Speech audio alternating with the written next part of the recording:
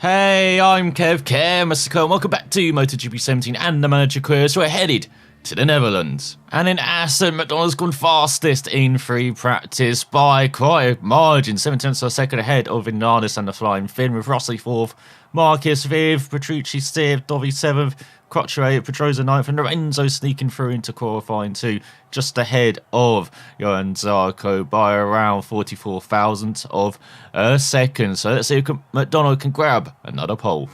So here we are, full qualifying, and you've seen the heavens have opened. It is raining. Of course, McDonald's rain dance seems to have worked once again, as we've got 2 laps. They're trying to grab another pole this season.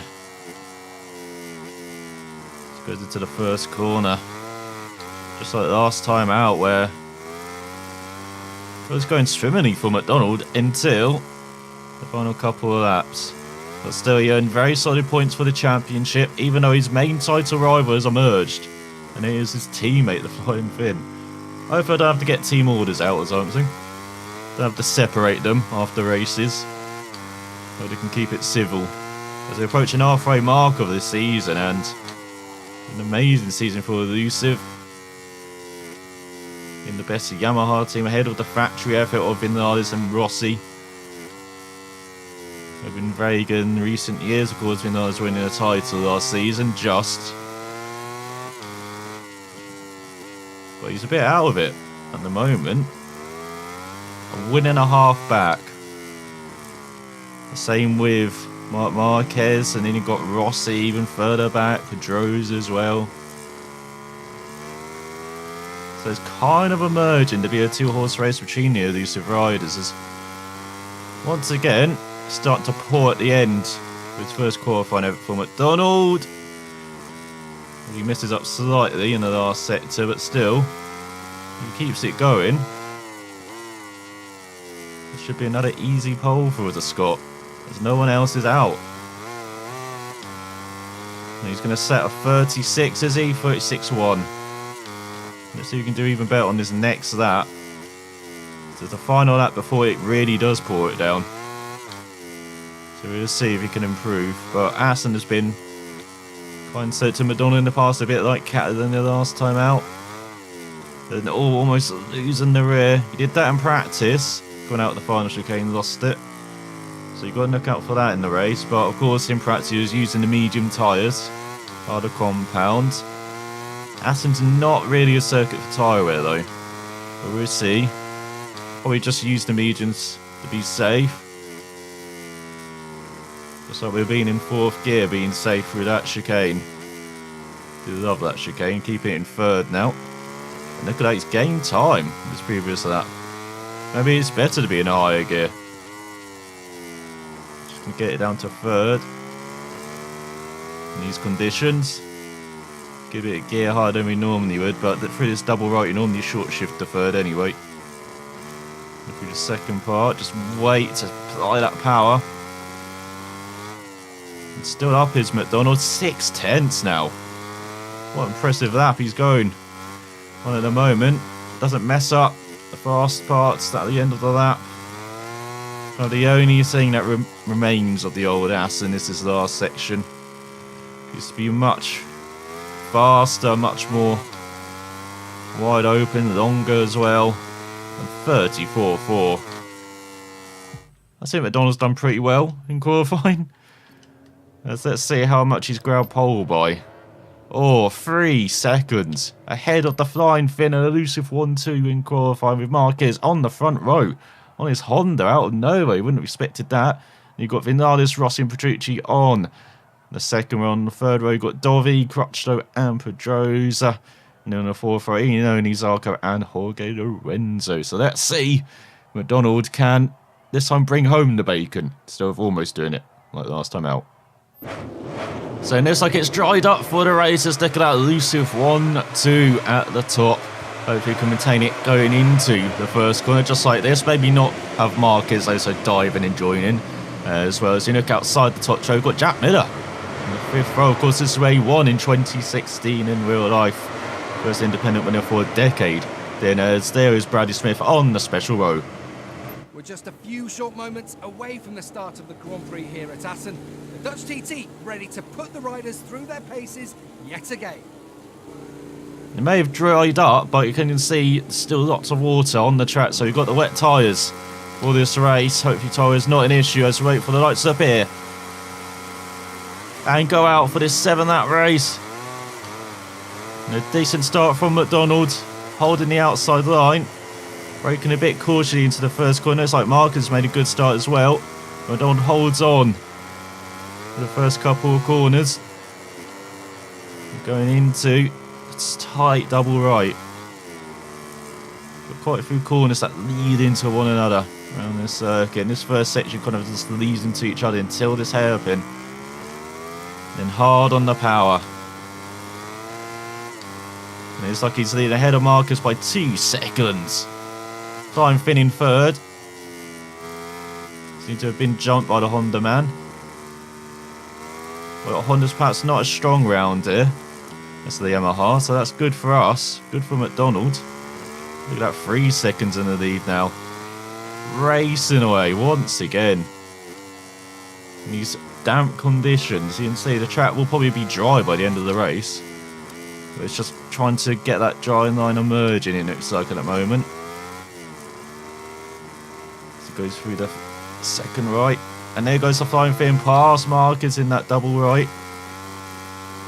There goes Petrucci past Marcus. Petrucci on the Premac.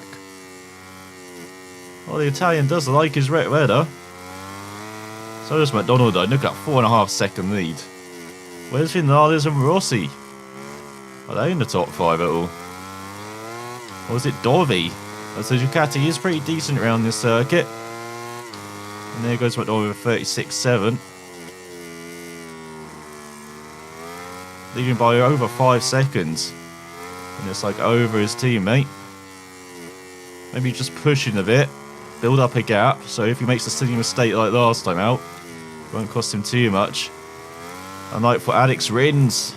17th on this Suzuki. Always battling for a point. So he won't be doing it this race though, will the Spaniard. As we'll be talking about him if it gets a bit quiet like this for the rest of the race. We'll be talking about the other factory teams of 2017. So I talked about the big 3 teams, and last time out I talked about how Honda's changing. And this time McDonald is just riding away from everyone else, not even showing the timing in the bottom left now. The gap, that's how far in front he is.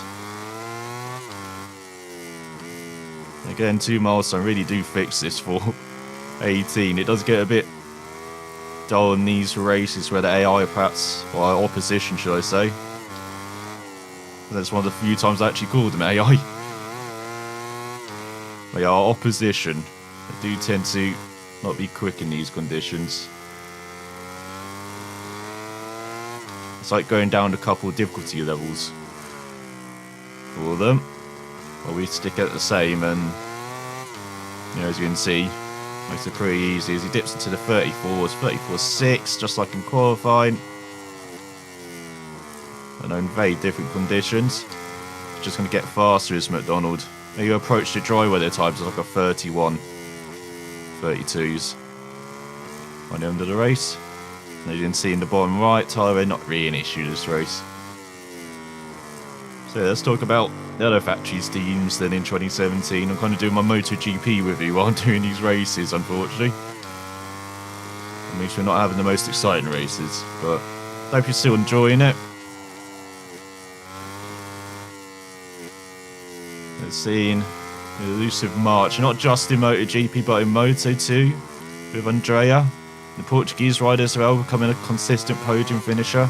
And in Moto3 with Ayandra and the Swede as well, battling for the title. Both in the top 3 in the championship. I believe the Swede's still leading that. And looks like he's going to be charging towards that title, just like McDonald's trying to do here. But Andrea's in second in the championship in Moto2, so he's got to maybe grab a few more wins. Get back on the winning trail. As we approach halfway point of this race. It's looking very easy for McDonald. I did say Assen in the past was a bit of a nice circuit for McDonald, but not this nice. I know it is susceptible to rain. Does have unpredictable conditions, a bit like Spa in F1. We've seen it here once again this weekend, working in Scott's advantage. He goes to 34th for that. Definitely in the zone. So let's talk about Suzuki then. In 2017 in real life, and of course they have Andrea Iannone, who moved over from Ducati after grabbing his first win with the team last year in MotoGP. In Austria, I believe, beating out Dovi. And you have Alex Rins, who's been one of the best performers in the junior classes in Moto2 and Moto3. The past 5 years, always consistently up there. I think he was runner-up last year. The championship is Jorge Lorenzo down from 11th on this Ducati. Not having a good race, Jorge. It's just got a bit worse for him. Yeah, Alex Rins, I think he was runner-up to Zarco last year in Moto2. Correct me if I'm wrong in the comments below, but he struggled this season with injuries, and especially in the first half of the season. But once he got better in the second half, Suzuki got better.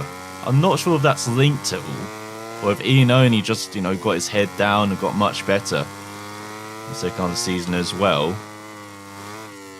But yeah, it is strange how once the rookie got better, the whole team got better. Maybe Suzuki just got a hold of things as well with these Michelin tyres, which are very unpredictable, very difficult to work.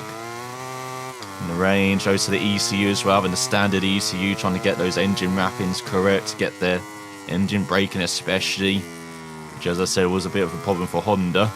This is McDonald dipping into the 33s now. So yeah, it just came together for Suzuki in the last part of the season.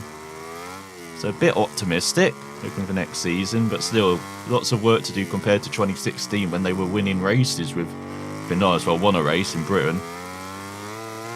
And always up there challenging for podiums with Vinales. Definitely a step down with Iannone, but the Italian was pretty quick on his day. Very aggressive. As you slowed in Valencia as well, grabbing the front row start. He's a very decent rider when he wants to be, and that's perhaps a big question in the first half of the season, but in the second half definitely seemed to improve. So they're looking decent for Suzuki. For Aprilia, Alicia Spargo with Sam Lowe's. Well, didn't really work out with Sam Lowe's, and the team was shipping his seat midway through his rookie season. Ridiculous. Harsh treatment for those. He's going back to Moto2 next year with Interwit, so note to win the title, then quickly get back into MotoGP. But there's treatment by Cressini. Not very good at all for the Brit. And he was one of the top riders in Moto2 before stepping up as well. Won races in that class, Sam Lowe's. And no doubt will be doing it again next year. With a very strong squad, taking over the seat effectively from Thomas Luthi, who's stepping up finally to MotoGP as once again McDonald does the fastest lap.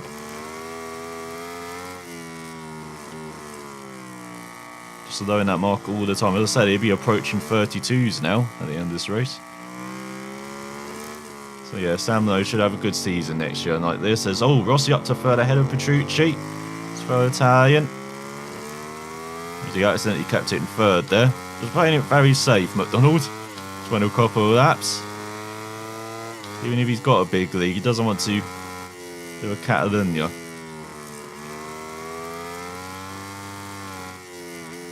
But for Alicia Spargo, pulled the maximum out of that bike.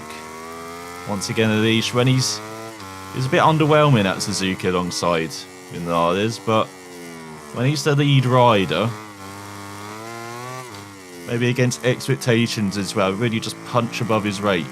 He did that with the Aprilia. Looking forward to what he can do next year as well on that bike. It did seem to get better.